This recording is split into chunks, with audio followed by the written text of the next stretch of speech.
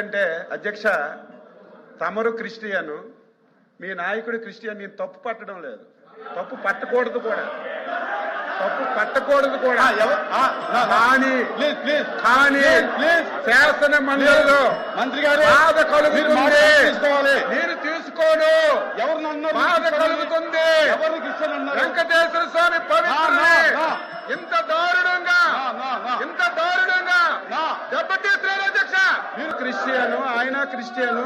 అపారమైనటువంటి క్రిస్టియన్ అంటే మీరు నన్ను క్రిస్టియన్ అంటే మీరు అవును సార్, కాదని చెప్పండి, కాదని చెప్పండి, కాదని చెప్పండి, కాదని చెప్పండి సార్, కాదని చెప్పండి, కాదని చెప్పండి సార్, మీరు కాదని చెప్పండి, మీరు కాదని చెప్పండి, మీరు కాదని చెప్పండి, మీరు కాదని చెప్పండి సార్, మీరు కాదని చెప్పండి. క్షమాపణ చెప్తాను నేను, మీరు కాదంటే క్షమాపణ చెప్తాను.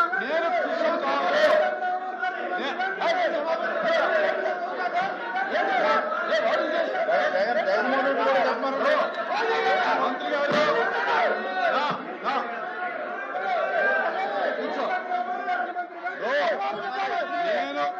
నేను క్రిస్టియన్ కాదు, నేను హిందువుని.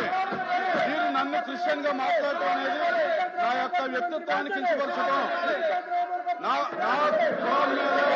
నా కులం మీద మీరు మాట్లాడటం అనేది కరెక్ట్ కాదు. మంత్రి వెంటనే